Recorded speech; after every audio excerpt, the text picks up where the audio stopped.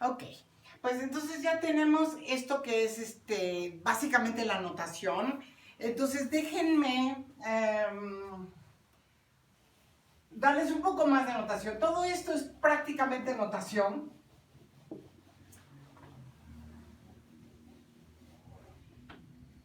Pero es bastante importante, porque es, digamos, lo que vamos a estar usando todo el tiempo. Entonces, vamos a hacerlo de manera así intuitiva. Si tengo a los conjuntos y tengo objetos que pueden o no pertenecer a un conjunto,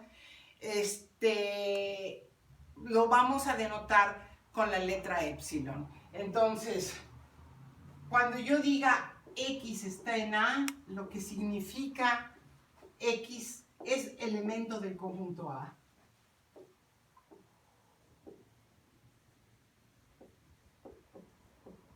O X pertenece al conjunto A.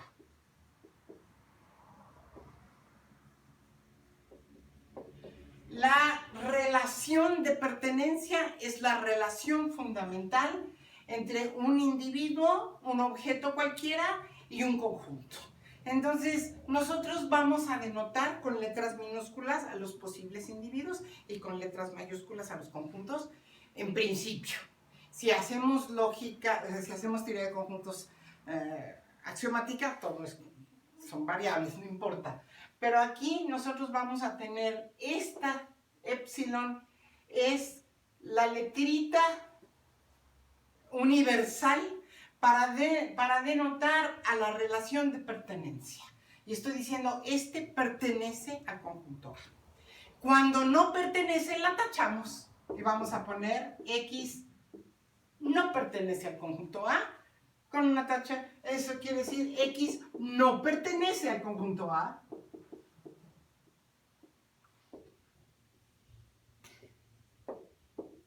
X no es elemento del conjunto A.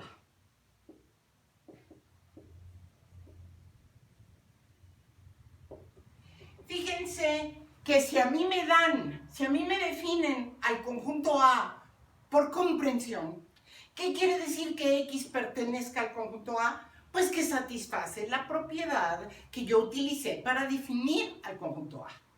Si a mí me definen al conjunto A por extensión, ¿qué quiere decir que X pertenezca al conjunto A? Pues que aparece en la lista, ¿verdad? Yo veo la lista y yo digo, ¿está en la lista? Ah, pues entonces pertenece. ¿No está en la lista? Pues no pertenece.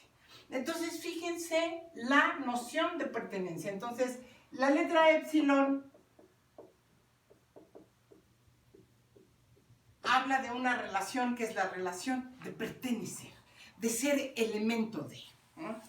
Ahora viene otra relación. Y esa relación es una relación entre dos conjuntos. Bueno, primero, perdón, antes de eso, el criterio de identidad. Ya tengo a los conjuntos, que son colecciones de objetos. Ya sé que los puedo definir por medio de una propiedad o dando la lista. ¿Cuándo voy a decir que dos conjuntos son iguales? Yo voy a decir que dos conjuntos son iguales si tienen exactamente los mismos elementos. Un conjunto está determinado por sus elementos. Entonces, dos conjuntos A y B, esa es la definición de igualdad. Dos conjuntos A y B son iguales, sí y solo sí, tienen exactamente los mismos elementos.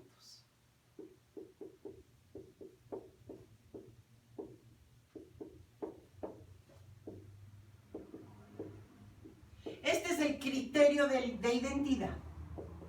El criterio de identidad me está diciendo que lo que determina a un conjunto no es cómo lo definí, no es en qué orden vienen los elementos, sino qué elementos tienen. Por lo tanto, utilizando esto, por ejemplo, el conjunto 1, 2, 3 es igual al conjunto 3, 2, 1, es igual al conjunto 1, 1, 1, 2, 2, 3. ¿Aparece muchas veces? Pues aparece muchas veces. Puedes poner en la lista 3 veces, no importa. ¿Cuáles son los elementos de este conjunto? El 1, el 2 y el 3. ¿Cuáles son los elementos de este conjunto? El 1, el 2 y el 3. Y de este, el 1, el 2 y el 3. Son lo mismo. Lo que me está diciendo este criterio es, y también puedo decir, entonces, este conjunto es lo mismo porque tienen exactamente los mismos elementos. Entonces, para demostrar que los conjuntos son el mismo, tengo que demostrar que los elementos de uno son los elementos del otro. Si yo demuestro eso, entonces yo ya demostré que ese conjunto, que los dos conjuntos son lo mismo. No importa, fíjense aquí, alguien me dice, oye, ¿para qué lo repites? Bueno, pues no sé. A lo mejor alguien tiene, por ejemplo, alguien tiene varios nombres. O yo lo necesito en la lista varias veces. Eso es irrelevante. Porque yo digo, a ver, ¿cuáles son los elementos de este conjunto? Son los números 1, 2 y 3. Yo podría también definir este conjunto, el conjunto de todos aquellos, tal que X es un número entero mayor que 0 y menor que 4. Se dan cuenta que estoy definiendo a este conjunto por comprensión. ¿Cuáles son los elementos de este conjunto? Todos los números enteros mayores que 0 y menores que 4. Pues 1, 2 y 3. ¿No? Entonces, este es el mismo que esto, que esto, que esto, y eso me lo da este criterio de identidad. Entonces, dos conjuntos son iguales si los elementos de este y los elementos de este coinciden. No importa si los definí por una propiedad o por otra propiedad, o los puse en distinto orden, o di una lista, eso no importa. Tienen los mismos elementos, son el mismo conjunto. Ahora vamos a hablar de una relación que se puede dar entre conjuntos. Voy a borrar esto, que es muy importante porque a veces se confunde con la pertenencia. Entonces vamos a hablar de ser subconjunto. Es una relación entre dos conjuntos, subconjuntos. Sean A y B, dos conjuntos cualesquiera.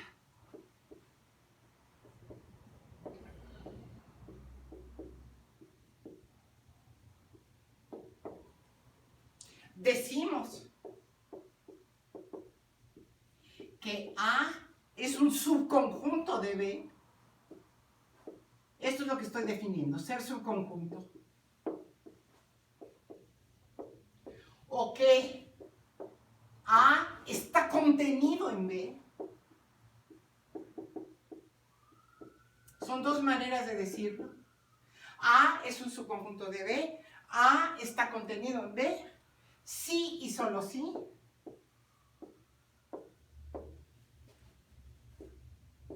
Todo elemento de A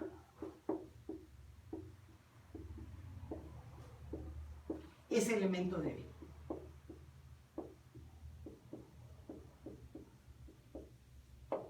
Esta es la definición. Estoy definiendo ser subconjunto o estar contenido. La notación es la siguiente. La notación es A contenido en B. Así se denota. Déjenme decirles que hay quien lo denota así, pero a mí no me gusta, porque esta notación está dejando abierta la posibilidad de que sean iguales. Porque fíjense que yo no dije, nunca hay que suponer de más. Lo único que estoy diciendo es que todo elemento de A es elemento de B. Pero podría ser que todo elemento de B es elemento de A también. Entonces serían iguales. Entonces yo utilizo esto, pero les doy esa por si lo leen. Cuando ustedes vean un símbolo, siempre vean exactamente qué quiere decir. Porque los símbolos, sobre todo en lógica y en teoría de conjuntos, a veces se usan de manera un poco distinta. Entonces, no conocer el símbolo no quiere decir no saber. Simplemente dime exactamente a qué te estás refiriendo. Cuando yo vea esto, lo que yo estoy diciendo es, tómate cualquier elemento de A. Ah, pues también está en B. B es, en teoría, más grande. Todos los elementos de A son elementos de B. Si A tiene tres elementos, esos tres elementos están en B. Si A es infinito, pues B también tiene que ser infinito. Pero fíjense, no me confundan esto con esto. Esta es la pertenencia de un monito en un conjunto. Yo pertenezco a este conjunto. Aquí tengo dos conjuntos. Y lo que estoy diciendo es, todo elemento de A es también elemento de B. Lo voy a expresar por medio de una fórmula para los que saben lógica de predicados. Miren, yo no sé qué tanto sepan ustedes de lógica. Si no saben lógica de predicados, entonces ignoren esto, pero esto es una manera de decirlo para toda X. Si X está en A, entonces X está en B. Esto quiere decir esto. Esto a mí me gusta para que ustedes se den cuenta que no estoy diciendo que A sea un elemento de B, no. Estoy diciendo que todo aquello que sea elemento de A también es elemento de B. Entonces, esta es una relación entre dos conjuntos que involucra a un universal. Estoy diciendo de todos los elementos de A que están en B. Y para hablar simplemente de pertenecer, pues nada más, yo no tengo ningún universal ahí. Es un individuo que puede o puede no estar. Esto es un conjunto que tiene muchos elementos. A lo mejor tiene uno, pero podría tener muchos. Y para ver que A está contenido en B, lo que tengo que ver es que todos los elementos de A están en B. Eso quiere decir que A esté contenido en B. O que sea un subconjunto. Lo que yo les quiero decir es mucho ojo en inglés. Porque en inglés, a veces, cuando dicen que X es un elemento de A, dicen X is contained in B. Y nosotros decimos está contenido en B para hablar de su conjunto. Entonces, hay que tener mucho cuidado. Aquí tengo estos dos subconjuntos. Este es un individuo y un conjunto. Que también podría ser un conjunto, lo sé. Créanme que lo sé. Pero ahorita de momento vamos a tener las cosas más o menos separaditas. Entonces, yo quiero que ustedes me demuestren dos cosas o que se pongan a pensar. Hay varias cosas que quiero que se pongan a pensar. Ahorita se los voy a escribir en una tarea. ¿Cómo vamos de tiempo? 2 more minutes. 2 more minutes. Déjenme hablarles de un conjunto especial, conjunto vacío.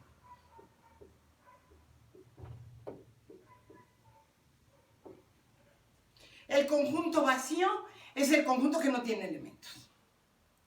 ¿Por qué lo necesitamos? ¿Por qué voy a necesitar la noción de conjunto si no tiene elementos?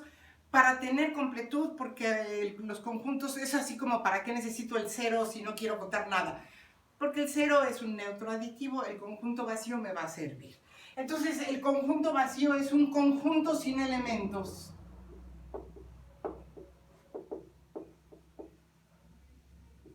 Y lo voy a denotar con la O noruega. Entonces, cuando vean esto, es un conjunto. Es un conjunto sin elementos. Lo puedo definir así, por extensión. Entre llaves pongo la lista de los elementos. Oye, no hay nadie. Pues eso es justo. O lo puedo definir por comprensión. El conjunto de X tal que X es distinto a sí mismo. Todos los individuos que son distintos a sí mismos. Oye, pues no hay. Pues no hay. Este es el conjunto vacío, ¿ok? Entonces, ya con eso tenemos ciertas nociones. Les voy a dejar una tareita que se las voy a poner ahorita en la plataforma para que nada más repasen estas nociones, que es cómo demostrar algunas proposiciones.